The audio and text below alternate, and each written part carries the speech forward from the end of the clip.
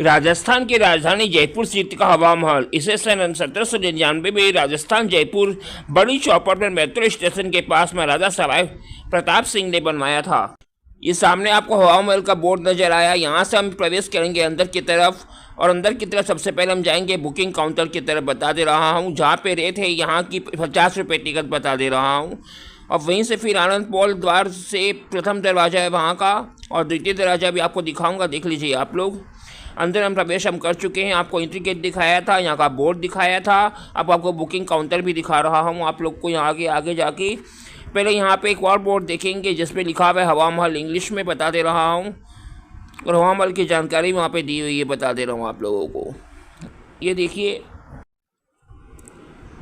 अब हम entry gate आपको दिखा, देखिए यहाँ पे बताया था इंग्लिश में लिखा हुआ है हवा महल, देख लीजिए आप लोग, इंग्लिश में लिखा हुआ है। पूरा का पूरा बोर्ड आप लोग को दिखा दिया, यहाँ का भी अंदर का भी बोर्ड दिखा दिया आप लोग को, बाहर का भी बोर्ड दिखाया। अब हम चलते हैं बुकिंग काउंटर की तरफ, जहाँ की रेट है 50 रुपये टिकट। आप देखिए टिकट काउंटर लिखा हुआ है 50 रुपये, देख लीजिए आप लोग, इंडियन की फीस है 50 रुपये।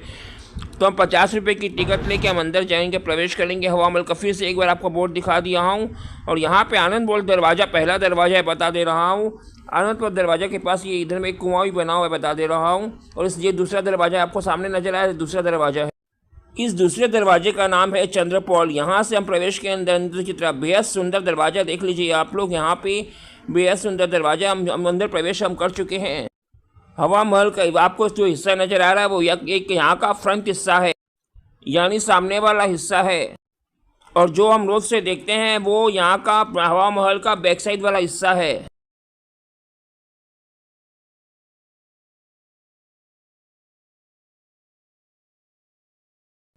हवा महल की खिड़की और झरोखे कितने हैं, क्यों बनाए हुए, बता दे रहा हूँ आप लोग को। अब यहाँ पे कुल 365 खिड़कियाँ हैं और झरोखे हैं 953।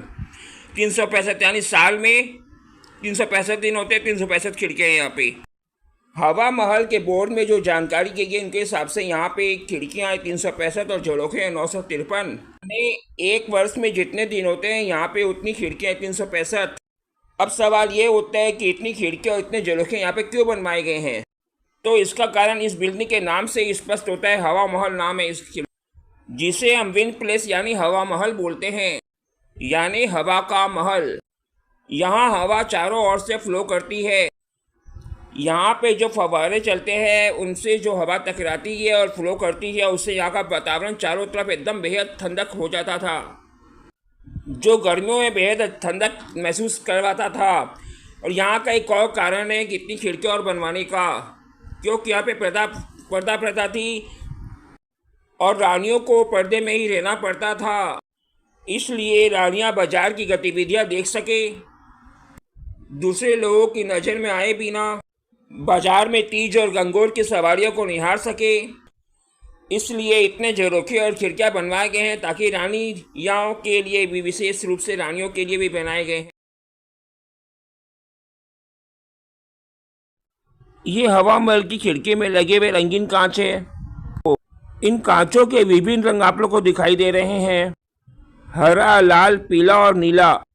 तो ये वो रंग है यहाँ के शासकों का राजध्वज जो होता था, उस राजध्वज के अंतर्गत ये रंग सम्मिलित है। और इन 4 रंगों के अतिरिक्त एक सफ़ेद रंग का राजध्वज भी था, यानी यहाँ के शासकों की जो ध्वजा है वो 5 रंग की होती थी, पचरंगी होती थी। और उसमें से जो 4 रंग है वो आपको खिड़कियों पे दिखाई दे रहे हैं। उन रंगों को सम्मिलित करने के पीछे भी एक घटना है। उस ऐतिहासिक घटना की चर्चा भी मैं आप लोगों के साथ करता हूँ। सन 1585 में जयपुर के शासक मान सिंह प्रथम जब काबुल अभियान में गए, तो वहाँ उन्होंने अलग अलग 5 राज्य मतलब रियासतों को जीता। उन 5 रियासतों के अलग अलग कलर के झंडे थे। उन झंडों का कलर इनको अच्छा लगा और उन्होंने 5 कलर को सम्मिलित करके अपना एक पचरंगी झंडा बनवा दिया। तो यहाँ के राष्ट्रीय ध्वजा के पीछे जो कहानी है बता चुका हूँ आप लोगों को।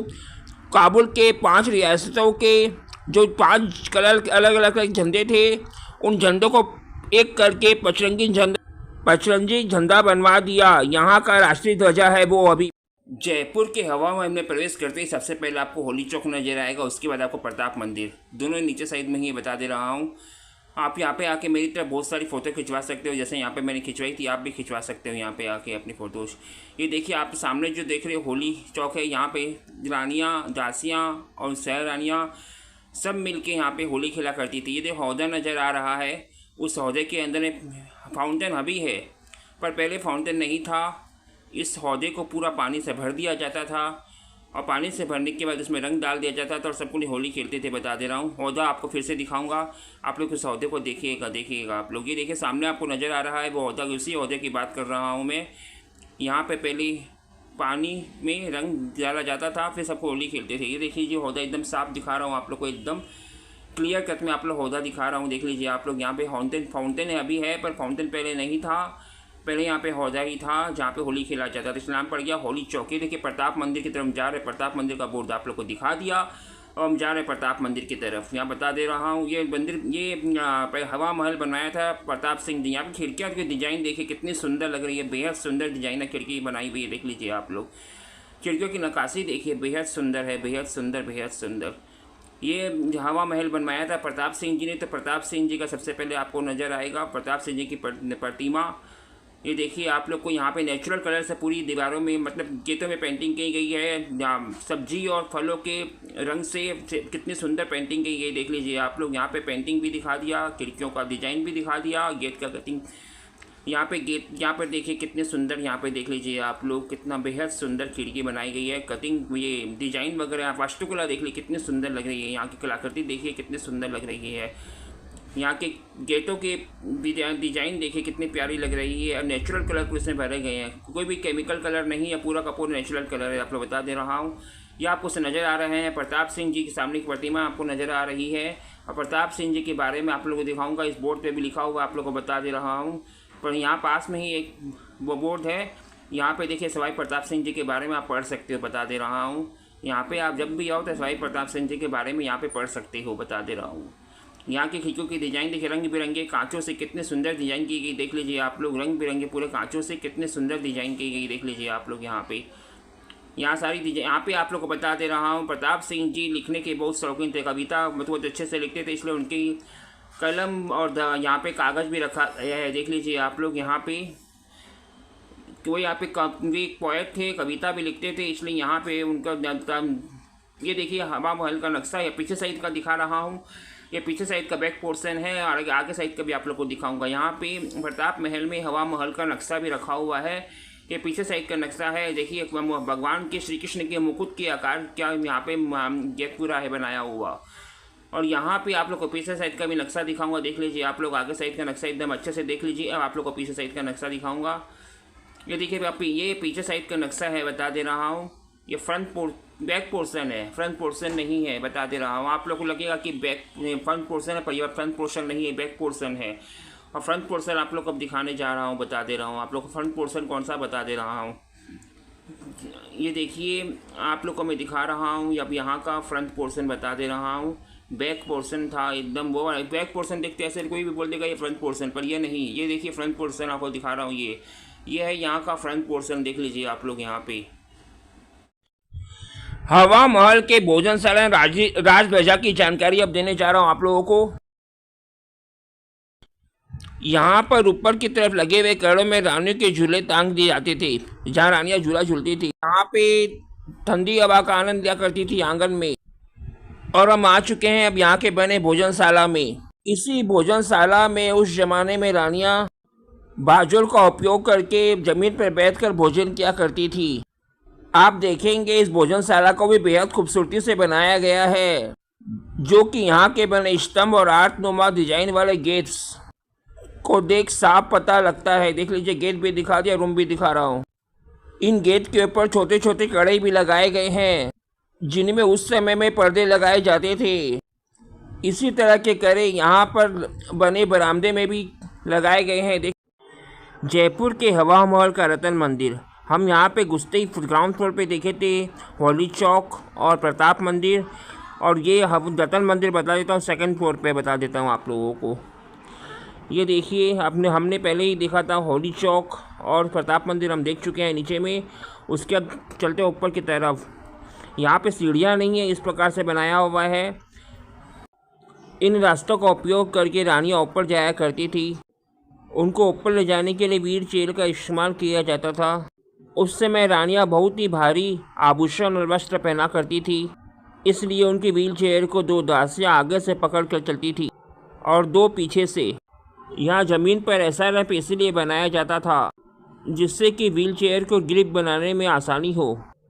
महल के इस भाग को कहा जाता है रतन मंदिर, और इस कक्ष से भी रानियाँ सामने होने वाले प्रोग्राम को देखा करती थी। कार्यक्रम खत्म होने के बाद राजा यहाँ पर अलग अलग हीरे जवाहरात की प्रदर्शनी लगवाया करते थे। उनको देखने के बाद रानियों को जो भी आभूषण पसंद आया करते थे, उनको वो सिटी पैलेस में बने अपने कक्ष में मंगवा लिया करती थी।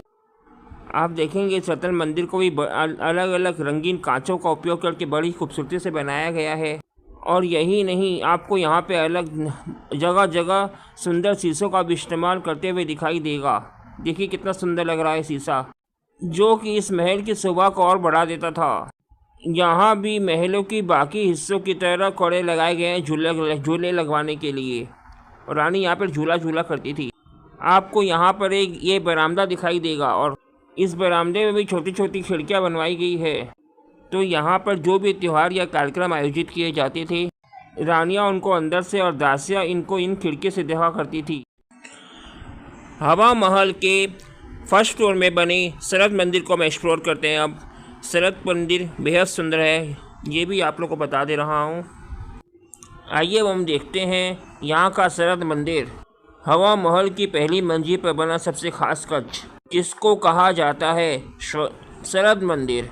इस कक्ष को खास तौर पर इसलिए बनाया गया था जिससे कि यहाँ पर बने इस खिड़की के सामने मुख्य रानी यहाँ होने वाले कार्यक्रम को बैठकर यहाँ पर निहारा करती थी। इन खिड़कियों के दाहिने और बाएं और कुछ झरोखे भी बनाए गए हैं, जिससे अन्य रानियाँ यहाँ होने वाले प्रोग्राम को देखा करती थी। यहाँ छत पर आप देखेंगे कि कड़े लगे हुए हैं। इन कड़ों में झूले टांग दिए जाते थे, जिन पर दफ्त लगा दिया जाता था, और रानियाँ उसमें बैठकर सर्दी के मौसम का मजा लिया करती थी। इसे नाम पड़ गया शरद मंदिर। आप देखेंगे इस शरद मंदिर को भी बेहद सुंदर ढंग से बनाया गया है। फिर चाहे वो यहाँ बने स्तंभ हो, या आर्टनुमा डिजाइन वाले गेट्स हों, या फिर यहाँ लगे खूबसूरत दरवाजे। यही नहीं, इस शरद मंदिर के बाहर बना बरामदा भी बेहद खूबसूरत ढंग से बनाया गया है। इसकी जितनी तारीफ़ करें कम है। तो ये था हवा महल की पहली मंजिल पर बना शरद मंदिर।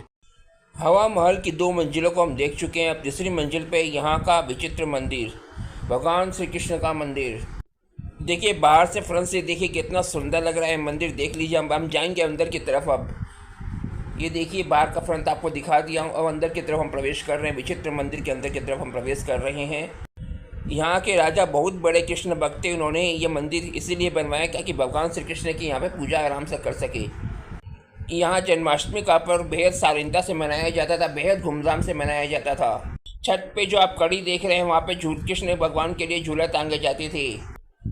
तो ये था यहाँ का विचित्र मंदिर, भगवान श्री कृष्ण का मंदिर। हवा महल का प्रकाश मंदिर। हम सामने जो देख रहे हैं वो हवा महल के प्रकाश मंदिर का फ्रंट देख लीजिए आप लोग। हवा महल के प्रकाश मंदिर का फ्रंट आप लोग को दिखा रहा हूँ। सूर्य की पहली किरण और लास्ट किरण यहाँ पे पड़ती है, इसलिए नाम पड़ गया प्रकाश मंदिर। ये 5 रानियों के लिए बनाया गया, बता दे रहा हूँ। ये जो सामने झरोखे देख रहे हैं, वहाँ से रानियाँ नीचे की तरफ देखा करती थी। ये 72 फीट पर है। यहाँ से रानियाँ नीचे की तरफ देख सकती थी, पर नीचे का कोई भी बंदा उनको नहीं देख पा सकता था। इन झरोखों के पास में गद्दे वगैरह लगा दिया जाते थे, इससे बैठ के रानी नीचे की तरफ देखा करती थी। ये देखिए आप लोग को दिखा रहा हूँ। यहाँ पे गद्दे वगैरह लगा दिए जाते थे, जहाँ पे रानी बैठ के नीचे की तरफ देखा करती थी, पर उनको कोई भी नहीं देख सकता था। हवा महल के सबसे ऊपरी टॉप पर है हवा मंदिर, जहाँ पर जाने के लिए हमको सीढ़ियों का इस्तेमाल करना पड़ता है। ये देखिए प्रकाश मंदिर, जहाँ पे करवा चौथ का प्रोग्राम होता था, वो जगह है। आप लोग को दिखा चुका प्रकाश मंदिर। यहाँ से हम सीढ़ियाँ चढ़ते हुए जाएंगे ऊपर की तरफ, जहाँ पे हवा मंदिर दिखा दे रहा हूँ आप लोगों को। और यहाँ पे से आप बहुत कुछ देख सकते हो जयपुर का। यहाँ चारों ओर से बेहद अच्छी हवा आती है। सीढ़ियाँ होने की वजह से रानियाँ यहाँ पे नहीं आना करती थी, वो प्रकाश महल तक ही जाया करती थी, ऊपर नहीं आया करती थी। ये जो आप देख रहे हो, ये सिटी पैलेस, जहाँ पे अब भी वर्तमान राजा रहते हैं। और यह है जंतर मंतर, जहाँ पे सूर्य की रोशनी का उपयोग करके समय देखने के लिए यंत्र बनाए गए हैं। ये जो टावर आप देख रहे हैं उसे कहा जाता है ईश्वर लाट। महाराजा ईश्वर सिंह जी ने मराठा और मेवाड़ से राज्य जीतने के लिए ये बनवाया था। इसे कीर्ति स्तंभ भी कहते हैं। यहाँ सामने की तरफ आप देखेंगे, यहाँ पे दुकान के सामने दुकान है, गली के सामने गली है और मकान के सामने मकान है। तो यहाँ पे पूरे में आपको एक ही तरह का डिजाइन नजर आएगा। जिस रंग का इस्तेमाल यहाँ पर किया गया है उसको कहते हैं टेराकोटा। टेराकोटा रंग का उस समय की डिक्शनरी में कहीं पे भी नाम नहीं था। उस समय ब्रिटेन की किंग रानी विक्टोरिया के बेटे एल्बर्ट को जयपुर का गवर्नर बनाया गया था। उस समय के राजा राम सिंह जी ने उनके स्वागत के लिए इस पूरी जगह को गुलाबी रंग के मिश्रित यानी टेराकोटा रंग से भर दिया था। इसलिए जयपुर को गुलाबी शहर कहते हैं, पिंक सिटी। अब हम ऊपरी टॉप से नीचे वाला पोर्शन देख रहे हैं, जहाँ से हम आए थे वो भी आपको दिखा रहा हूँ अभी मैं। ये देखिए कृष्ण भगवान के मुकुट जैसा यहाँ का पिछला हिस्सा देखिए, जो आगे से दिखने में बेहद खूबसूरत लगता है। इधर नीचे में आप देखिए तो आपको गोवर्धन नाथ जी का मंदिर नज़र आएगा, जो गोविंद देव मंदिर के पास में है। ये जो आप पिंक बिल्डिंग देख रहे हैं जहाँ पे काम हो रहा है उसे कहते हैं Sawai Mansingh town hall. Sawai Mansingh town hall उसे कहते हैं। पहले राजस्थान की विधानसभा यहीं होती थी। बाद में 2001 में नई विधानसभा बनाई गई और वहाँ पे ट्रांसफ़र हो गया विधानसभा का। और इधर सामने आप लोग देखिए गढ़ गणेश मंदिर, जो सिटी जयपुर सिटी बसने से पहले का है मंदिर, बता दे रहा हूँ। गढ़ गणेश मंदिर सिटी बसने पहले।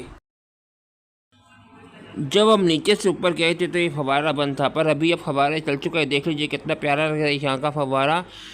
ये है हमाम जहाँ पे रानियाँ होली खेलती थी, और यह फव्वारा आप लोग को दिखा दिया हूँ। यहाँ पे कठपुतली का नाच दिखा रहा हूँ आप लोग को, देखिए।